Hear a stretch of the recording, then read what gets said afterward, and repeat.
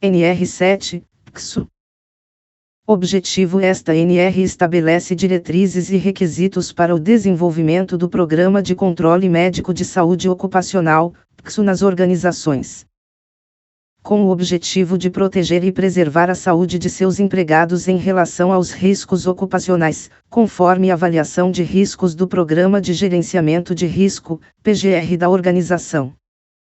Campo de aplicação: esta norma se aplica às organizações e aos órgãos públicos da administração direta e indireta, bem como aos órgãos dos poderes legislativo e judiciário e ao Ministério Público, que possuam empregados regidos pela Consolidação das Leis do Trabalho, CLT.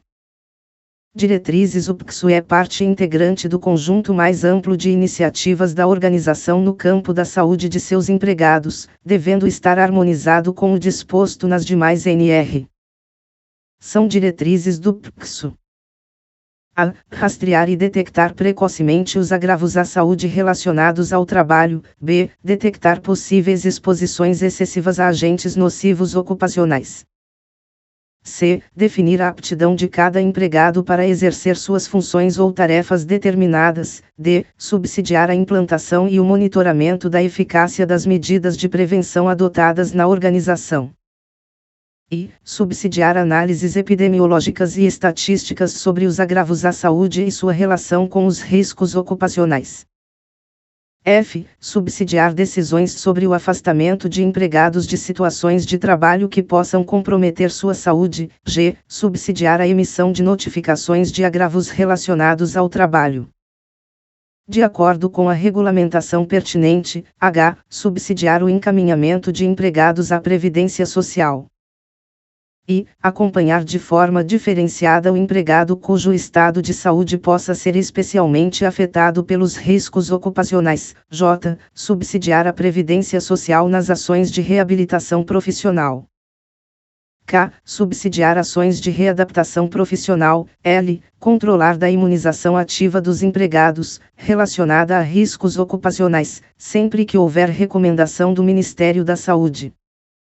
O PCSU deve incluir ações de a. Vigilância passiva da saúde ocupacional, a partir de informações sobre a demanda espontânea de empregados que procurem serviços médicos. B. Vigilância ativa da saúde ocupacional, por meio de exames médicos dirigidos que incluam, além dos exames previstos nesta NR, a coleta de dados sobre sinais e sintomas de agravos à saúde relacionados aos riscos ocupacionais. O PCSU não deve ter caráter de seleção de pessoal. Responsabilidades: compete ao empregador. A. Garantir a elaboração e efetiva implantação do PCSU. B. Custear sem ônus para o empregado todos os procedimentos relacionados ao PCSU. C. Indicar médico do trabalho responsável pelo PCSU. Planejamento.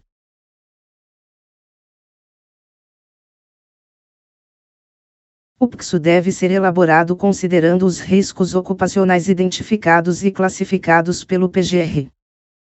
Inexistindo médico do trabalho na localidade, a organização pode contratar médico de outra especialidade como responsável pelo PCSU. O PCSU deve incluir a avaliação do estado de saúde dos empregados em atividades críticas, como definidas nesta norma, considerando os riscos envolvidos em cada situação e a investigação de patologias que possam impedir o exercício de tais atividades com segurança. A organização deve garantir que o PCSU a. Descreva os possíveis agravos à saúde relacionados aos riscos ocupacionais identificados e classificados no PGR. B. Contenha planejamento de exames médicos clínicos e complementares necessários, conforme os riscos ocupacionais identificados, atendendo ao determinado nos anexos desta NR.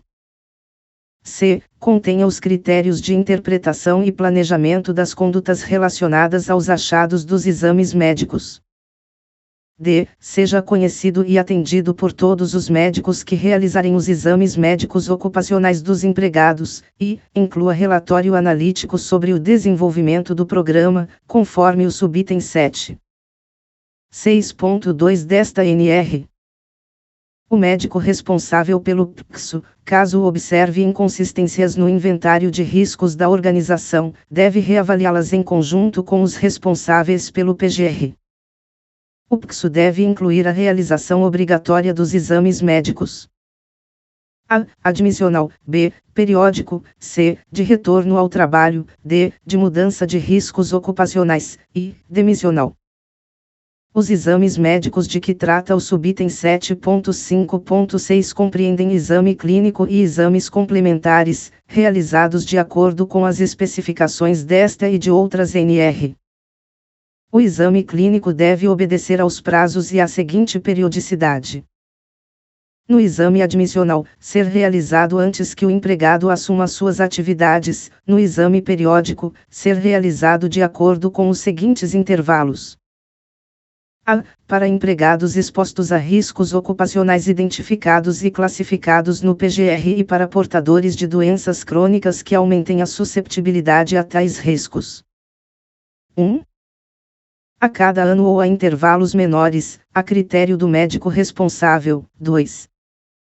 De acordo com a periodicidade especificada no anexo 4 desta norma, relativo a empregados expostos a condições hiperbáricas. B. Para os demais empregados, o exame clínico deve ser realizado a cada 2 anos. No exame de retorno ao trabalho, o exame clínico deve ser realizado antes que o empregado reassuma suas funções, quando ausente por período igual ou superior a 30 dias por motivo de doença ou acidente, de natureza ocupacional ou não. No exame de retorno ao trabalho, a avaliação médica deve definir a necessidade de retorno gradativo ao trabalho. No exame demissional, o exame clínico deve ser realizado em até 10 dias contados do término do contrato, podendo ser dispensado caso o exame clínico ocupacional mais recente tenha sido realizado há menos de 135 dias, para as organizações graus de risco 1 e 2, e há menos de 90 dias, para as organizações graus de risco 3 e 4. Os exames complementares laboratoriais previstos nesta NR devem ser executados por laboratório que atenda ao disposto na RDC/Anvisa N. Graus 30220005, no que se refere aos procedimentos de coleta, acondicionamento, transporte e análise, e interpretados com base nos critérios constantes nos anexos desta norma e são obrigatórios quando: a. O levantamento preliminar do PGR indicar a necessidade de medidas de prevenção imediatas. B. Houver exposições ocupacionais acima dos níveis de ação determinados na NR9 ou se a classificação de riscos do PGR indicar. O momento da coleta das amostras biológicas deve seguir o determinado nos quadros 1 e 2 do anexo 1 desta NR. Quando a organização realizar o armazenamento e o transporte das amostras, devem ser seguidos os procedimentos recomendados pelo laboratório contratado. Os exames previstos nos quadros 1 e 2 do anexo 1 desta NR devem ser realizados a cada 6 meses, podendo ser antecipados ou postergados por até 45 dias, a critério do médico responsável, mediante justificativa técnica, a fim de que os exames sejam realizados em situações mais representativas da exposição do empregado ao agente. Para as atividades realizadas de forma sazonal, a periodicidade dos exames constantes nos quadros 1 e 2 do anexo 1 desta NR pode ser anual, desde que realizada em concomitância com o período da execução da atividade. Os exames previstos no quadro 1 do anexo 1 desta NR não serão obrigatórios nos exames admissional, de retorno ao trabalho, de mudança de risco ocupacional e demissional. Os empregados devem ser informados, durante o exame clínico, das razões da realização dos exames complementares previstos nesta NR e do significado dos resultados de tais exames. No exame admissional, a critério do médico responsável, poderão ser aceitos exames complementares realizados nos 90 dias anteriores, exceto quando definidos prazos diferentes nos anexos desta NR. Podem ser realizados outros exames complementares, a critério do médico responsável, desde que relacionados aos riscos ocupacionais classificados no PGR e tecnicamente justificados no PCSO.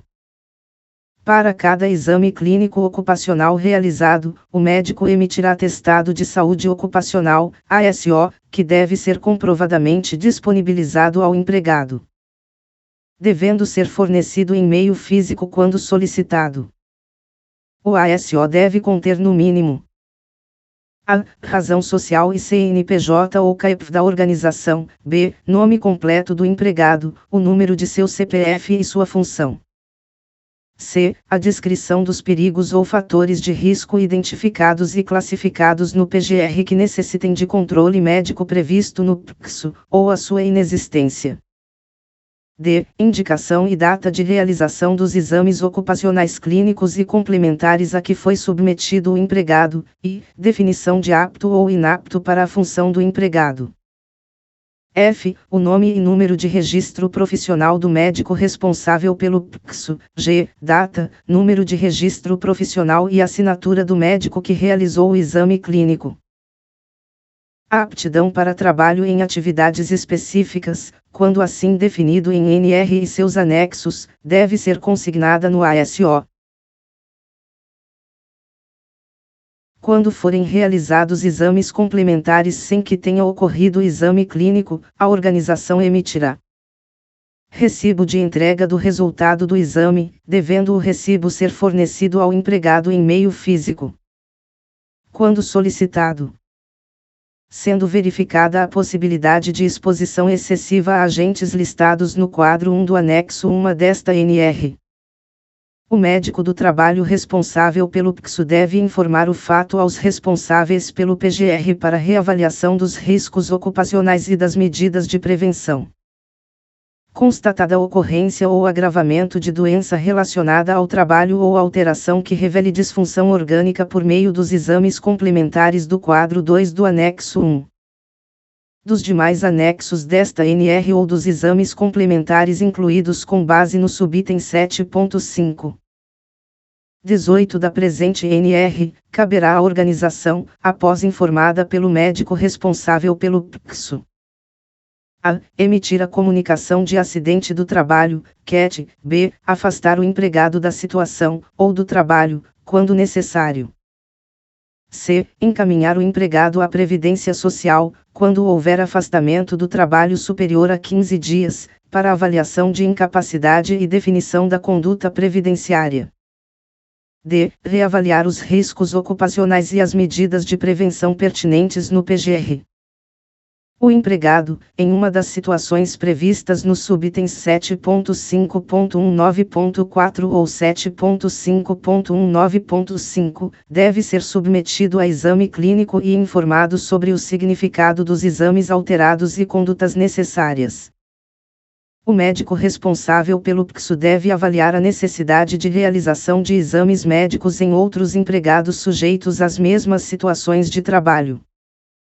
Documentação. Os dados dos exames clínicos e complementares deverão ser registrados em prontuário médico individual sob a responsabilidade do médico responsável pelo PCSO, ou do médico responsável pelo exame, quando a organização estiver dispensada de PCSO.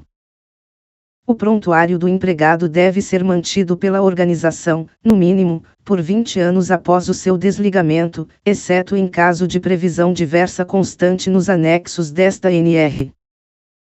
Em caso de substituição do médico responsável pelo PCSO, a organização deve garantir que os prontuários médicos sejam formalmente transferidos para seu sucessor. Podem ser utilizados prontuários médicos em meio eletrônico desde que atendidas as exigências do Conselho Federal de Medicina.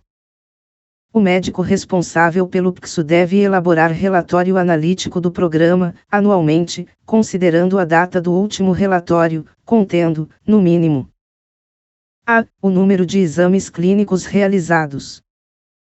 B. O número e tipos de exames complementares realizados. C. Estatística de resultados anormais dos exames complementares, categorizados por tipo do exame e por unidade operacional, setor ou função. D. Incidência e prevalência de doenças relacionadas ao trabalho, categorizadas por unidade operacional, setor ou função, e informações sobre o número, tipo de eventos e doenças informadas nas CAT. emitidas pela organização, referentes a seus empregados. F. Análise comparativa em relação ao relatório anterior e discussão sobre as variações nos resultados. Caso o médico responsável pelo PCSO não tenha recebido os prontuários médicos ou considere as informações insuficientes, deve informar o ocorrido no relatório analítico.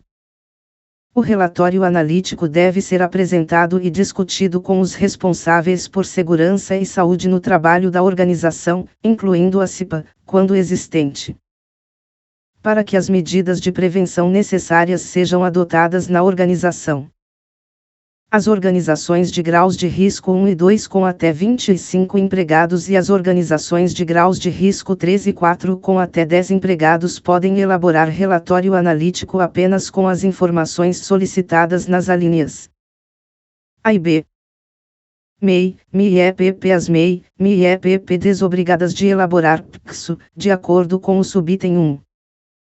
8.6 da NR1, devem realizar e custear exames médicos ocupacionais admissionais, demissionais e periódicos, a cada 2 anos, de seus empregados.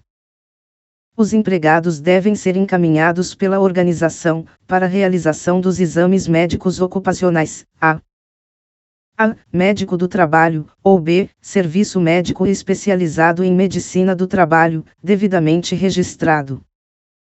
De acordo com a legislação, a organização deve informar, ao médico do trabalho ou ao serviço médico especializado em medicina do trabalho, que está dispensada da elaboração do PCSO, de acordo com a NR1. E que a função que o empregado exerce ou irá exercer não apresenta riscos ocupacionais. Para cada exame clínico ocupacional, o médico que realizou o exame emitirá a SO, que deve ser disponibilizado ao empregado, mediante recibo, em meio físico, quando assim solicitado, e atender ao subitem 7.5.19.1 desta NR. O relatório analítico não será exigido para A, MEI, B, MI e EPP dispensadas da elaboração do PCSO. Anexo 1, monitoração da exposição ocupacional a agentes químicos. Quadro 1, indicadores biológicos de exposição excessiva. São indicadores de exposição excessiva aqueles que não têm caráter diagnóstico ou significado clínico. Avaliam a absorção dos agentes por todas as vias de exposição e indicam, quando alterados, após descartadas outras causas não ocupacionais que justifiquem o achado, a possibilidade de exposição acima dos limites de exposição ocupacional. As amostras devem ser colhidas nas jornadas de trabalho em que o trabalhador efetivamente estiver exposto ao agente a ser monitorado. Quadro 2, indicadores biológicos de exposição com significado clínico. Indicadores biológicos com significado clínico evidenciam disfunções orgânicas e efeitos adversos à saúde. A atividade basal é a atividade enzimática pré-ocupacional e deve ser estabelecida com o empregado afastado por pelo menos 30 dias da exposição a inseticidas inibidores da colinesterase. Abreviaturas IDE/EE, indicadores biológicos de exposição excessiva IDE/SC, indicadores biológicos de exposição com significado clínico. G/G-CRIT. Microgramas, por grama de creatinina. G/L, microgramas por litro AJ, antes da jornada AJFJ, diferença pré e pós-jornada AJ 48, antes da jornada com no mínimo 48 horas sem exposição AJFS, início da última jornada de trabalho da semana EPNI, encontrado em populações não expostas ocupacionalmente FJ, final de jornada de trabalho FJFS, final do último dia de jornada da semana FS, após 4 ou 5 jornadas de trabalho consecutivas. Método analítico exige hidrólise para este IDE/EHS, o método analítico deve ser realizado sem hidrólise para este IDE/EMG/L, miligramas por litro NC, não crítica, pode ser colhido a qualquer momento desde que o trabalhador esteja trabalhando. Nas últimas semanas. NE não específico. NF, valores para não fumantes. PUMO/G hemog, picomoles por grama de hemoglobina ppm, partes por milhão. Anexo 2. Controle médico ocupacional da exposição a níveis de pressão sonora elevados. Este anexo estabelece diretrizes para avaliação e controle médico ocupacional da audição de empregados expostos a níveis de pressão sonora elevados. Devem ser submetidos a exames audiométricos de referência e sequenciais todos os empregados que exerçam ou exercerão suas atividades em ambientes cujos níveis de pressão sonora estejam acima dos níveis de ação. Conforme informado no PGR da organização, independentemente do uso de protetor auditivo. Compõem os exames audiológicos de referência e sequenciais. A. Anamnese clínico-ocupacional. B. Exame otológico. C. Exame audiométrico realizado segundo os termos previstos neste anexo. D. Outros exames audiológicos complementares solicitados a critério médico. Exame audiométrico. O exame audiométrico será realizado em cabina audiométrica, cujos níveis de pressão sonora não ultrapassem os níveis máximos permitidos, de acordo com a norma técnica ISO 82531. Nas empresas em que existir ambiente acusticamente tratado, que atenda à norma técnica ISO 82531, a cabina audiométrica poderá ser dispensada. O audiômetro deve ser submetido a procedimentos de verificação e controle periódico do seu funcionamento, incluindo 1. Aferição acústica anual. 2. Calibração acústica. A. Sempre que a aferição acústica indicar alteração. B. Quando houver recomendação de prazo pelo fabricante. C. A cada 5 anos, se não houver indicação do fabricante. 3. Aferição biológica precedendo a realização dos exames audiométricos. Os procedimentos constantes das alíneas A e B acima devem seguir o preconizado na norma técnica ISO 82531. E os resultados devem ser incluídos em certificado de aferição e barra ou calibração que acompanhará o equipamento. Na impossibilidade da realização do exame audiométrico nas condições previstas no item 3. 1. O responsável pela execução do exame avaliará a viabilidade de sua realização em ambiente silencioso, por meio do exame audiométrico em 2 indivíduos, cujos limiares auditivos sejam conhecidos. Detectados em exames audiométricos de referência atuais, e que não haja diferença de limiar auditivo, em qualquer frequência e em qualquer um dos 2 indivíduos examinados, acima de 5 dB. O exame audiométrico deve ser executado por médico ou fonoaudiólogo, conforme resoluções dos respectivos conselhos federais profissionais. O empregado deve permanecer em repouso auditivo por um período mínimo de 14 horas até o exame audiométrico.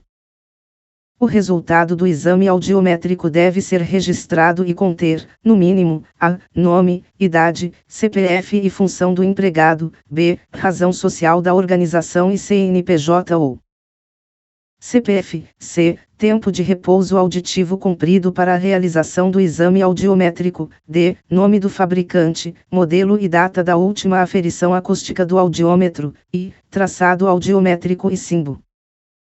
Los, conforme indicados neste anexo, f. Nome, número de registro no Conselho Regional e assinatura do profissional responsável pelo exame audiométrico. O exame audiométrico deve ser realizado, sempre, pela via aérea nas frequências de 500, 1000, 2000, 3000, 4000, 6000 e 8000 Hz. 3.6.1 No caso de alteração detectada no teste pela via aérea, a audiometria deve ser feita, também, por via óssea, nas frequências de 500, 1000, 2000, 3000 e 4000 Hz, ou ainda segundo a avaliação do profissional responsável pela execução do exame. Segundo a avaliação do profissional responsável, no momento da execução do exame, podem ser determinados os limiares de reconhecimento de fala, LRF. Periodicidade dos exames audiométricos. O exame audiométrico deve ser realizado, no mínimo, a. Na admissão, b. Anualmente, tendo como referência o exame da alínea acima, c. Na demissão. Na demissão pode ser aceito o exame audiométrico realizado até 120 dias antes da data de finalização do contrato de trabalho. O intervalo entre os exames audiométricos pode ser reduzido a critério do médico do trabalho responsável pelo PCSO. O empregado deve ser submetido a exame audiométrico de referência e a exames audiométricos sequenciais na forma descrita no subitem seguinte. S. Exame audiométrico de referência é aquele com o qual os exames sequenciais serão comparados e que deve ser realizado, a, quando não houver um exame audiométrico de referência pré. Vai ou, b, quando algum exame audiométrico sequencial apresentar alteração significativa em relação ao exame de referência. I. Exame audiométrico sequencial é aquele que será comparado com o exame de referência e se aplica a todo empregado que já possua um exame audiométrico de referência prévio. Interpretação dos resultados dos exames audiométricos.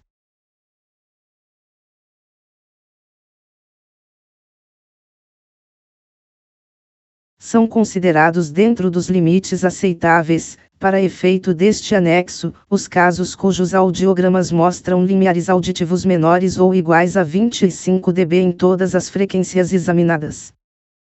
São considerados sugestivos de perda auditiva induzida por níveis de pressão sonora elevados os casos cujos audiogramas, nas frequências de 3000 e barra ou 4000 e barra ou 6.000 Hz, apresentem limiares auditivos acima de 25 dB e mais elevados do que nas outras frequências testadas, estando estas comprometidas ou não, tanto no teste da via aérea quanto da via óssea, em um ou em ambos os lados. Não são consideradas alterações sugestivas de PIPS aquelas que não se enquadrem nos critérios definidos no item acima. São considerados sugestivos de desencadeamento de PIPS os casos em que os limiares auditivos em todas as frequências testadas no exame audiométrico de referência e no sequencial permaneçam menores ou iguais a 25 dB, mas a comparação do audiograma sequencial com o de referência mostra a evolução que preencha um dos critérios ABA. Ixo, a diferença entre as médias aritméticas dos limiares auditivos no grupo de frequências de 3000, 4000 e 6000 Hz igual ou ultrapassa 10 dB, b, a piora em pelo menos uma das frequências de 3000, 4000 ou 6000 Hz igual ou ultrapassa 15 dB. São considerados também sugestivos de desencadeamento de PIPS os casos em que apenas o exame audiométrico de referência apresente limiares auditivos em todas as frequências testadas menores ou iguais a 25 dB. E a comparação do audiograma sequencial com o de referência preencha um dos critérios abaixo, a diferença entre as médias aritméticas dos limiares auditivos no grupo de frequências de 3000, 4000 e 6000 Hz igual ou ultrapassa 10 dB, b, a piora em pelo menos uma das frequências de 3000, 4000 ou 6000 Hz igual ou ultrapassa 15 dB. São considerados sugestivos de agravamento da PIPS os casos já confirmados em exame audiométrico de referência e nos quais a comparação de exame audiométrico sequencial com o de referência mostra a evolução que o E preenche um dos critérios abaixo, a diferença entre as médias aritméticas dos limiares auditivos no grupo de frequências de 500, 1000 e 2000 Hz, ou no grupo de frequências de 3000, 4000 e 6000 Hz igual ou ultrapassa 10 dB, b, a piora em uma frequência isolada igual ou ultrapassa 15 dB. Para fins deste anexo, o exame audiométrico de referência deve permanecer como tal até que algum dos exames audiométricos sequenciais demonstre desencadeamento ou agravamento de PIPS. O exame audiométrico sequencial que venha a demonstrar desencadeamento ou agravamento de PIPS passará a ser, a partir de então, o novo exame audiométrico de referência. O diagnóstico conclusivo, o diagnóstico diferencial e a definição da aptidão para a função ou atividade, na suspeita de PIPS, são atribuições do médico do trabalho responsável pelo PCSO. Devem ser motivo de especial atenção empregados expostos a substâncias ototóxicas e ou vibração, de forma isolada ou simultânea à exposição a ruído potencialmente nocivo à audição.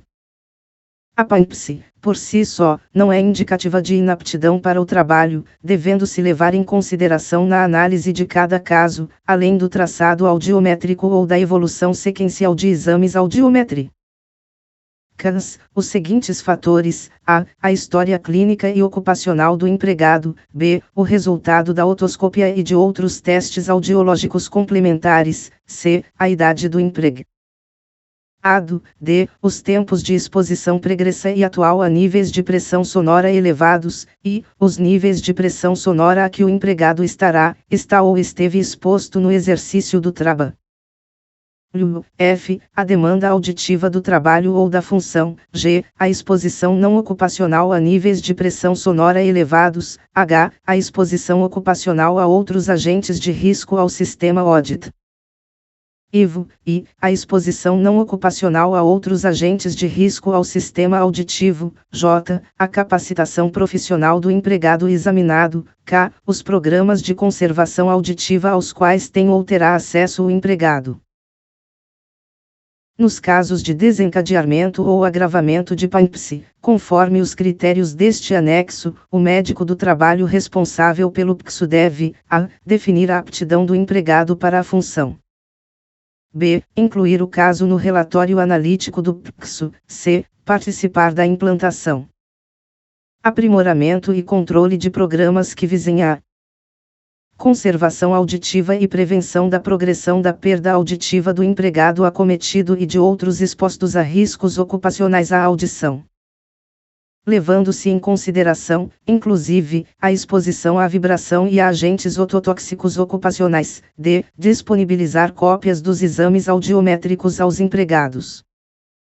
Nos casos em que o exame audiométrico de referência demonstre alterações cuja evolução esteja em desacordo com os moldes definidos neste anexo para PANPSE, o médico do trabalho responsável pelo PCSO deve: a. verificar a possibilidade da presença concomitante de mais de um tipo de agressão ao sistema auditivo, b. orientar e encaminhar o empregado para avaliação especializada, c. definir sobre a aptidão do empregado para a função, d. participar da implantação e aprimoramento de programas que visem a conservação auditiva e prevenção da progressão da perda auditiva do empregado acometido e de outros expostos a riscos ocupacionais à audição, levando-se em consideração, inclusive, a exposição à vibração e a agentes ototóxicos ocupacionais, e disponibilizar cópias dos exames audiométricos aos empregados. Anexo 3. Controle radiológico e espirométrico da exposição a agentes químicos. Este anexo estabelece as condições técnicas e parâmetros mínimos para a realização de a. radiografias de tórax, RX-TP em programas de controle médico em saúde ocupacional de empregados expostos a poeiras minerais, de acordo com os critérios da Organização Internacional do Trabalho, OIT. b. Espirometrias para avaliação da função respiratória em empregados expostos a poeiras minerais e para avaliação de empregados com indicação de uso de equipamentos individuais de proteção respiratória. Radiografias de tórax para apoio ao diagnóstico de pneumoconioses. Os procedimentos para realização de RX-TP devem atender às diretrizes da Resolução da Diretoria Colegiada, RDC número 330, que dispõe sobre o uso dos raios-x diagnósticos em todo o território nacional, ou suas revisões mais recentes. Os equipamentos utilizados para a realização de RX-TP devem possuir as seguintes características: a. gerador monofásico de alta frequência de preferência e barra ou trifásico de 6 a 12 pulsos, no mínimo de 500 mA. b. tubo de raios-x, 30/50, c. filtro de alumínio de 3 a 5 mm, d. grade fixa com distância focal de 1,50 m, e razão da grade 10 horas e 1 minuto com mais de 100 colunas, f. razão da grade 12 horas e 1 minuto com 100 colunas.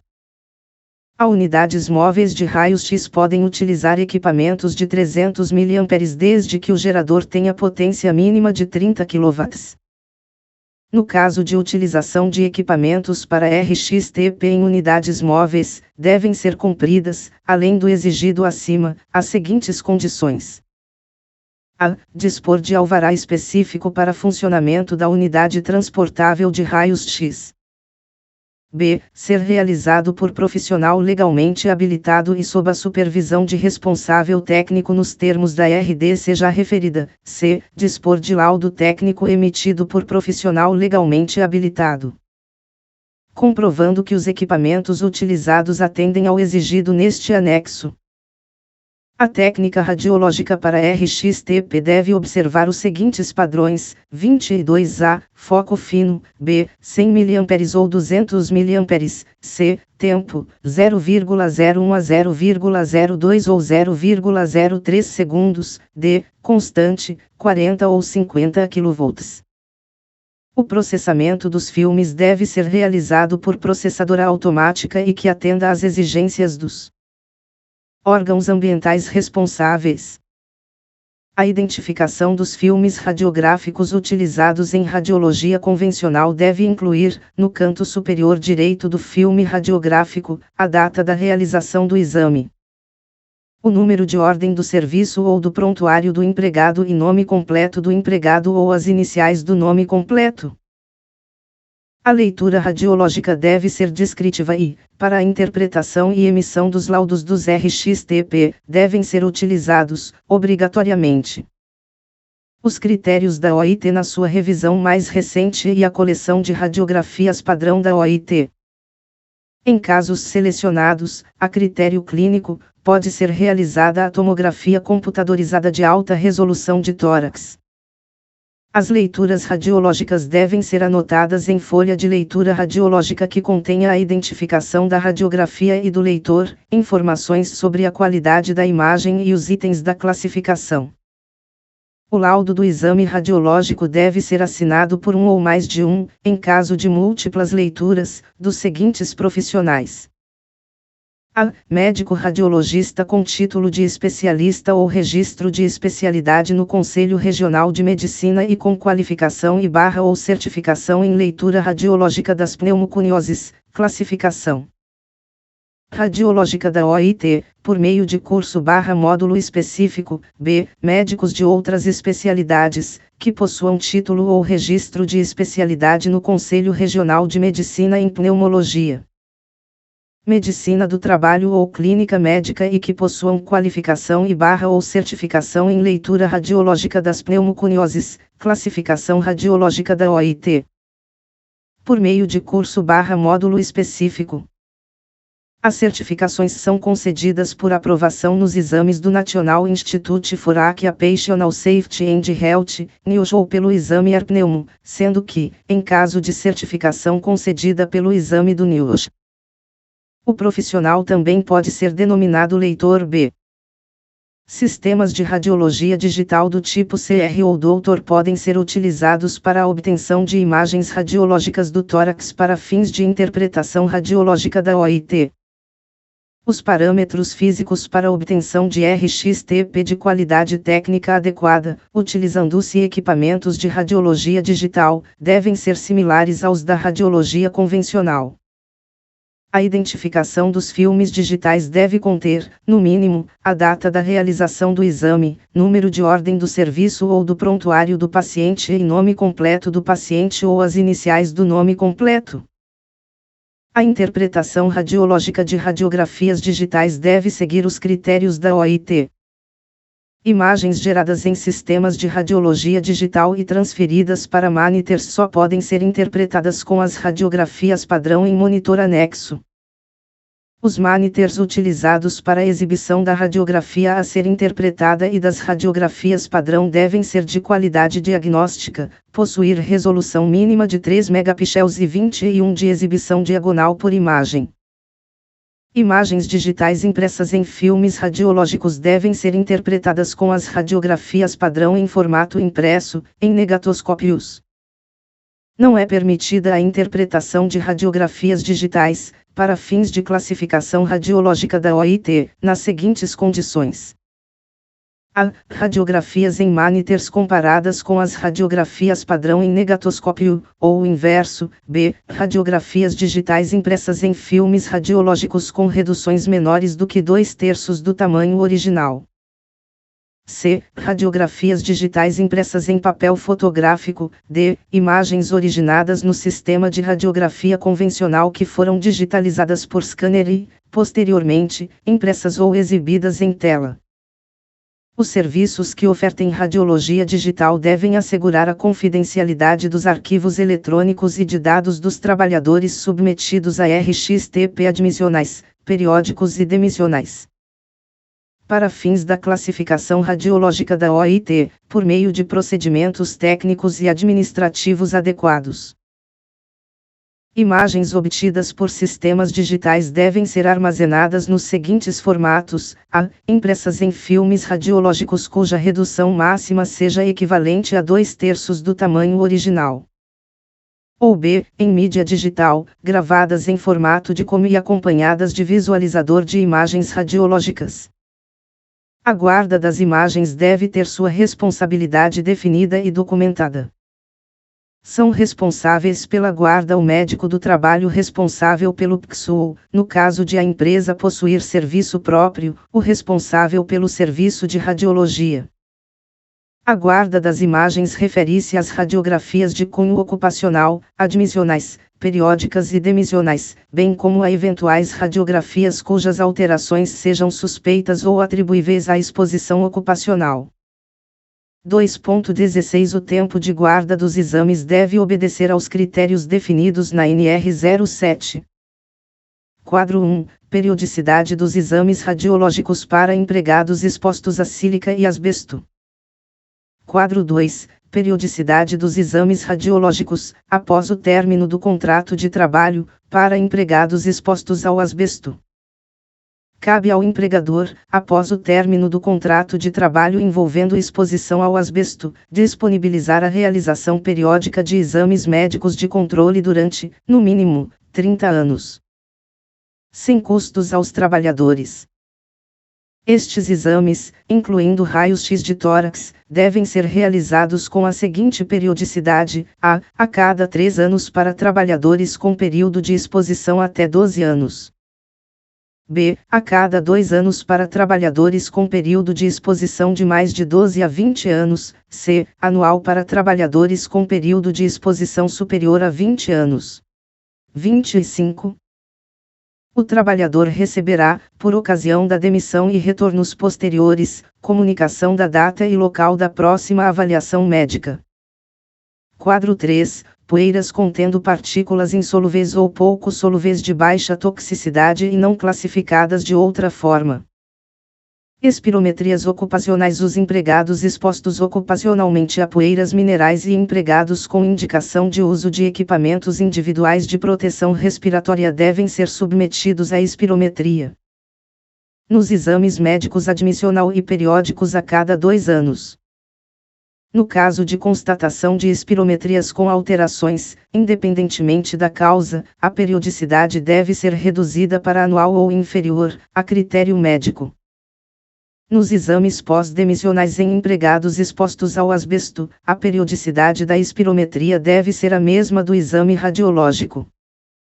No caso da constatação de alteração espirométrica, o médico do trabalho responsável pelo PCSU deve investigar possíveis relações do resultado com exposições ocupacionais no ambiente de trabalho. A organização deve garantir que a execução e a interpretação das espirometrias sigam as padronizações constantes nas diretrizes do Consenso Brasileiro sobre Espirometria na sua mais recente versão. A interpretação do exame e o laudo da espirometria devem ser feitos por médico. Anexo 4. Controle médico ocupacional de exposição a condições hiperbáricas. Trabalhador na construção civil exposto a condições hiperbáricas. É obrigatória a realização de exames médicos, dentro dos padrões estabelecidos neste anexo. Para o exercício de atividade sob pressão atmosférica elevada.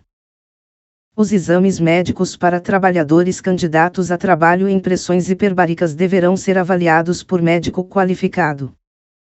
O atestado de aptidão terá validade por 6 meses. O trabalhador não pode sofrer mais que uma compressão num período de 24 horas.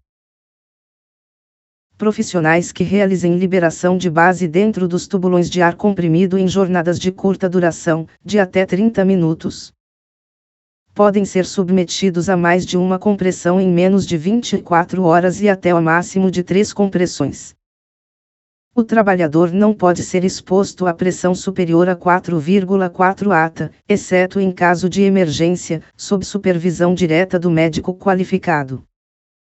A duração do período de trabalho sob ar comprimido não pode ser superior a 8 horas, em pressões de trabalho de 1,0 a 2,0 atm, a 6 horas, em pressões de trabalho de 2,1 a 3,5 atm, e a 4 horas. Em pressão de trabalho de 3,6 a 4,4 atm. Após a descompressão, os trabalhadores devem ser obrigados a permanecer, no mínimo, por 2 horas, no canteiro de obra, cumprindo um período de observação médica. O local adequado para o cumprimento do período de observação deve ser designado pelo médico do trabalho responsável pelo PCSU ou pelo médico qualificado.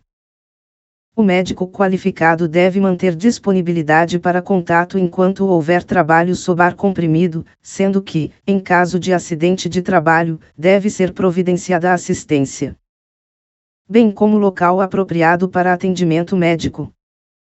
Todo empregado que trabalhe sob ar comprimido deve ter um prontuário médico, no qual devem ser registrados os dados relativos aos exames realizados.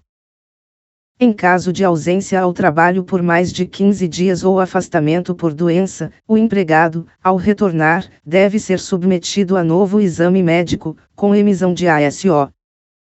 Em caso de ausência ao trabalho por doença, por até 15 dias, o empregado deve ser submetido a novo exame clínico supervisionado pelo médico qualificado, sem a necessidade da emissão de um novo ASO. Se durante o processo de compressão o empregado apresentar queixas, dores no ouvido ou de cabeça, a compressão deve ser imediatamente interrompida com redução gradual da pressão na campânula até que o empregado se recupere. Caso não ocorra a recuperação, a descompressão deve continuar até a pressão atmosférica, retirando-se, então, o empregado e encaminhando-o ao serviço médico. Todo empregado que vai exercer trabalho sob ar comprimido deve ser orientado quanto aos riscos decorrentes da atividade e às precauções que devem ser tomadas. É proibido o trabalho de menores de 18 anos em qualquer ambiente hiperbárico. Devem ser realizados os seguintes exames complementares quando da realização do admissional e periódico, para trabalho em condições hiperbáricas: a. Radiografia de tórax em visão anteroposterior e de perfil. Admissional e anual; b. Eletrocardiograma, admissional e anual; c. Hemograma completo, admissional e anual; d. Grupo sanguíneo e fator RH, apenas admissional; e. Dosagem de glicose sanguínea. Admissional e anual; f. Radiografia bilateral das articulações escapulohumerais, coxofemorais e de joelhos, admissional e bienal; g. Audiometria. Admissional, 6 meses após o início da atividade, e, a seguir. Anualmente, h. Eletroencefalograma, apenas admissional, e, espirometria, admissional e bienal. A critério médico, outros exames complementares poderão ser solicitados a qualquer tempo. A descompressão deve ser realizada segundo as tabelas constantes deste anexo. Deve ser disponibilizada uma câmara hiperbárica de tratamento, 24 horas por dia, 7 dias por semana, situada a uma distância tal que o trabalhador seja atendido em, no máximo, 1 hora após a ocorrência. O empregador deve garantir a disponibilidade, no local de trabalho, de recursos médicos, incluindo oxigênio medicinal de superfície, e de pessoal necessário para os primeiros socorros. Em casos de acidentes descompressivos ou outros eventos que comprometam a saúde dos trabalhadores na frente de trabalho. Sendo que o planejamento desses recursos cabe ao médico do trabalho responsável pelo PCSU ou ao médico qualificado. O tratamento recompressivo deve ser conduzido sob supervisão do médico qualificado. Em relação à ventilação, a temperatura e a qualidade do ar, devem ser observadas as seguintes condições: a. Durante a permanência dos trabalhadores na câmara de trabalho ou na campânula ou eclusa. A ventilação deve ser contínua, à razão de, no mínimo, 30 pés cúbicos min. Homem, b. A temperatura, no interior da campânula ou eclusa e da câmara de trabalho, não deve exceder a 27 graus Celsius. C. A qualidade do ar deve ser mantida dentro dos padrões de pureza a seguir: monóxido de carbono menor que 20 ppm, dióxido de carbono menor que 2.500 ppm, óleo menor que 5 mg/m sobrescrito 3, material particulado menor que 3 g/m sobrescrito 3. D. Oxigênio maior que 20%. A compressão deve ser realizada a uma vazão máxima de 0,3 atm no primeiro minuto e não poderá exceder 0,7 atm nos minutos subsequentes. Não é permitido à organização submeter o empregado a voos ou elevações acima de 700 metros nas 24 horas que sucederem um mergulho seco. Guias internos de câmaras hiperbáricas múltiplas. Esta categoria profissional deve ser avaliada com os mesmos critérios clínicos e de exames complementares do item 1. Trabalhador na construção civil exposto a condições hiperbáricas deste anexo. Esta categoria profissional pode ser submetida a até 2 exposições em 24 horas, sob supervisão do médico qualificado. Não é permitido à organização submeter o empregado a voos ou elevações acima de 700 metros nas 24 horas que sucederem um mergulho seco. Mergulhadores profissionais.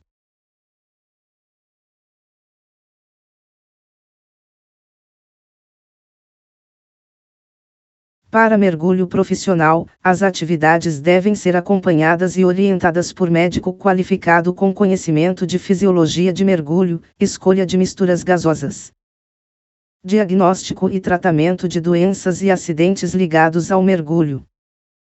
Todos os mergulhos devem ser registrados, incluindo a identificação dos mergulhadores participantes e os dados técnicos de pressões, tempos e composição do gás respirado.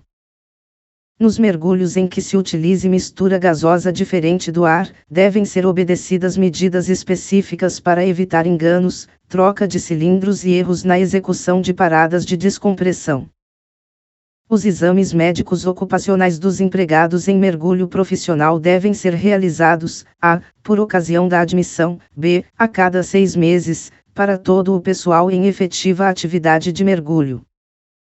C. Após acidente ocorrido no desempenho de atividade de mergulho ou doença grave. D. Em situações especiais outros exames podem ser solicitados a critério médico. Devem ser realizados os seguintes exames complementares quando da realização do admissional e periódico: para mergulho profissional, a. Radiografia de tórax em visão anteroposterior e de perfil, admissional e anual. B.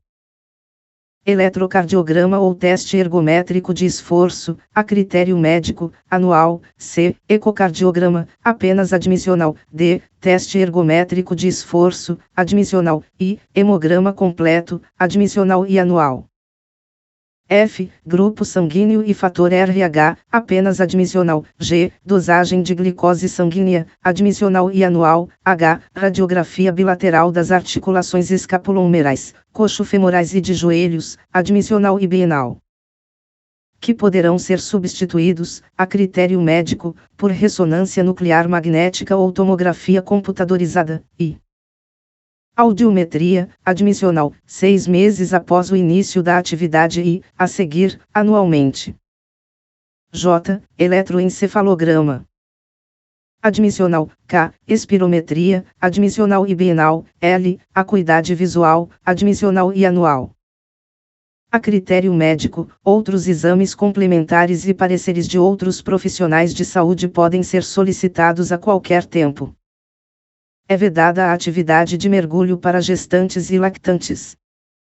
A compressão e a descompressão devem ser definidas pelo médico qualificado responsável pelo mergulho. Todas as embarcações para trabalho de mergulho profissional devem ter, a bordo, uma câmara hiperbárica de tratamento para atendimento de doenças ou acidentes de mergulho. Os tratamentos de doenças ou acidentes de mergulho devem estar a cargo de médico qualificado. Para os mergulhos realizados a partir de bases em terra, deve-se disponibilizada uma câmara hiperbárica de tratamento, 24 horas por dia, 7 dias por semana, para que o mergulhador seja atendido em, no máximo, 1 hora após a ocorrência. O empregador deve garantir a disponibilidade, no local de trabalho, de recursos médicos, incluindo oxigênio medicinal de superfície, e de pessoal necessário para os primeiros socorros. Em casos de acidentes descompressivos ou outros eventos que comprometam a saúde dos trabalhadores na frente de trabalho, sendo que o planejamento desses recursos cabe ao médico qualificado. A segurança de mergulho deve seguir a norma 15/DPC em sua última revisão. Não é permitido à organização submeter o empregado a voos ou elevações acima de 700 metros nas 24 horas que sucederem um mergulho raso, ou 48 horas para mergulho saturado. Anexo 5. Controle médico ocupacional da exposição a substâncias químicas cancerígenas e a radiações ionizantes. Objetivos: estabelecer diretrizes e parâmetros complementares no PCSU para a vigilância da saúde dos empregados expostos ocupacionalmente a substâncias químicas cancerígenas e a radiações ionizantes. De acordo com as informações fornecidas pelo Programa de Gerenciamento de Risco, PGR, visando a prevenção e a detecção do câncer e de lesões e alterações pré-cancerígenas relacionados ao trabalho. Campo de aplicação: o presente anexo aplica-se às organizações que produzam, transportem, armazenem, utilizem ou manipulem substâncias químicas cancerígenas, com registro CAS. Conforme indicadas no inventário de riscos do PGR, misturas líquidas contendo concentração igual ou maior que 0,1% em volume dessas substâncias, ou mistura gasosa contendo essas substâncias. E as organizações nas quais os processos de trabalho exponham seus empregados a radiações ionizantes.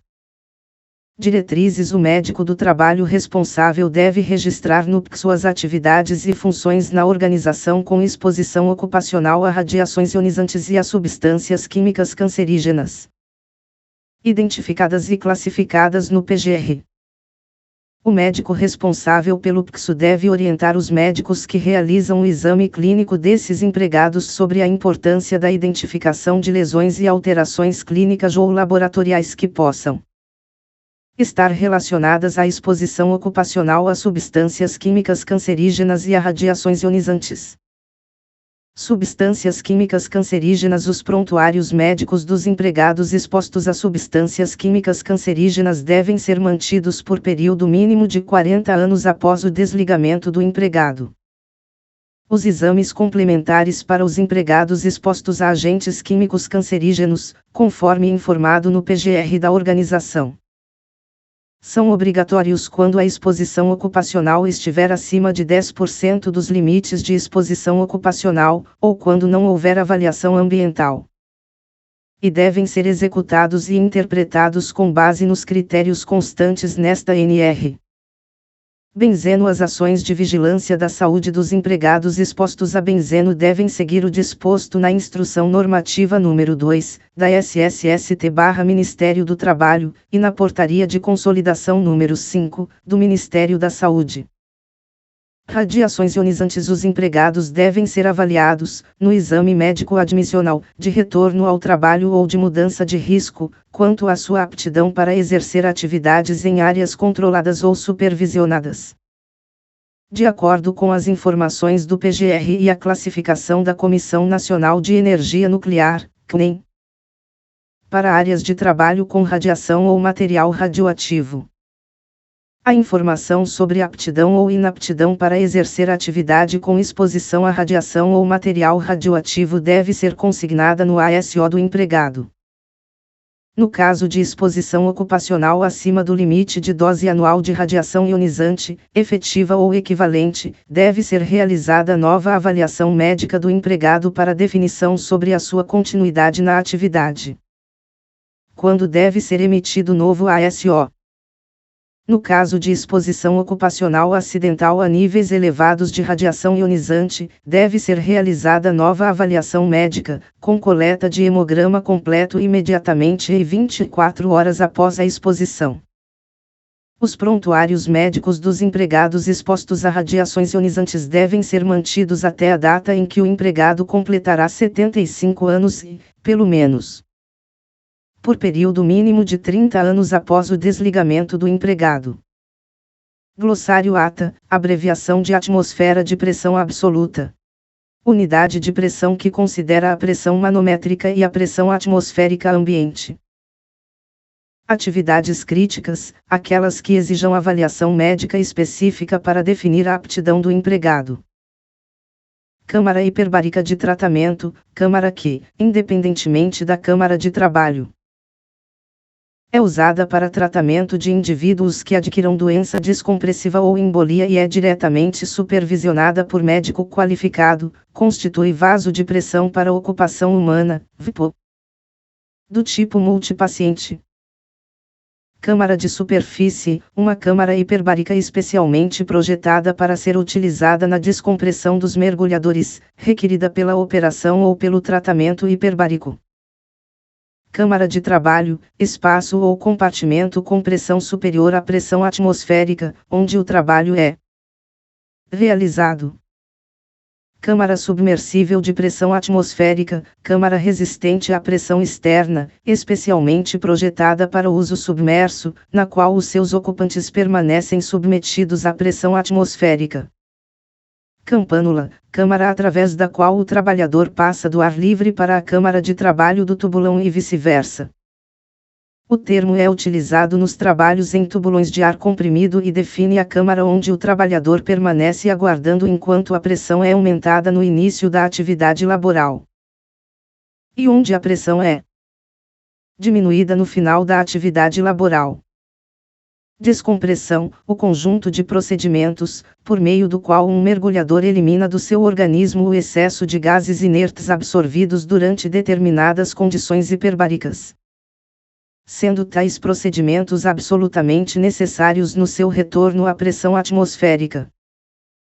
Eclusa de pessoal, câmara através da qual o trabalhador passa do ar livre para a câmara de trabalho em túneis pressurizados e vice-versa, termo utilizado nos trabalhos em perfuração de túneis, também conhecidas como Shield, em referência ao nome da marca do equipamento de perfuração de túneis, que tem acoplada uma câmara hiperbárica para a compressão.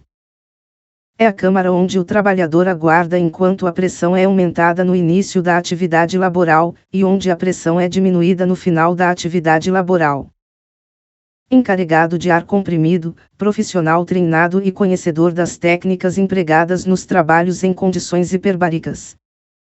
Designado pela organização como o responsável imediato pelos empregados e por toda a operação de ar comprimido, incluindo pessoal e equipamento. Guia interno, profissional de saúde ou mergulhador profissional que é pressurizado juntamente com o paciente. Médico qualificado, médico com habilitação em medicina hiperbárica. Misturas respiratórias artificiais, misturas de oxigênio, hélio ou outros gases, apropriadas à respiração durante os trabalhos submersos, quando não seja indicado o uso do ar natural. Operador de eclusa ou de campânula, trabalhador previamente treinado nas manobras de compressão e descompressão das eclusas ou campânulas, responsável pelo controle da pressão no seu interior, tanto no tubulão quanto na eclusa de pessoal. Operação de mergulho, toda aquela que envolve trabalhos submersos e que se estende desde os procedimentos iniciais de preparação até o final do período de observação. Determinado pelo médico qualificado responsável pelo mergulho. Período de trabalho, tempo em que o trabalhador permanece sob condição hiperbárica excluindo-se o tempo de descompressão. Na atividade de mergulho é chamado tempo de fundo. Poeiras contendo partículas insolúveis ou pouco solúveis de baixa toxicidade e não classificadas de outra forma. Também chamadas de poeiras incômodas, biologicamente inertes. Partículas não classificadas de outra forma.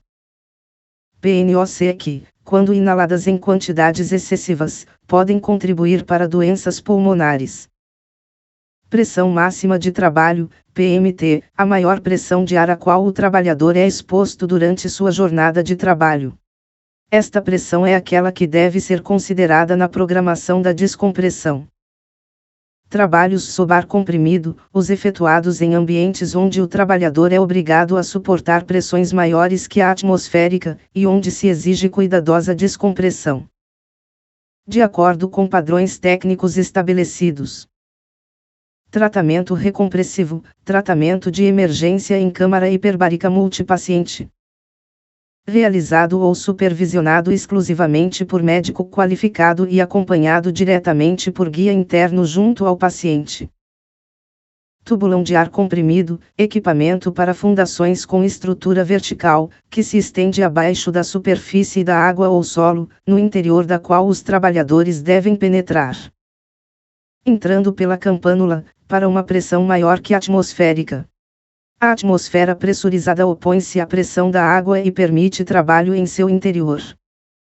Túnel pressurizado, escavação abaixo da superfície do solo, cujo maior eixo faz um ângulo não superior a 45 graus. Com a horizontal, fechado nas duas extremidades, em cujo interior haja pressão superior a uma atmosfera.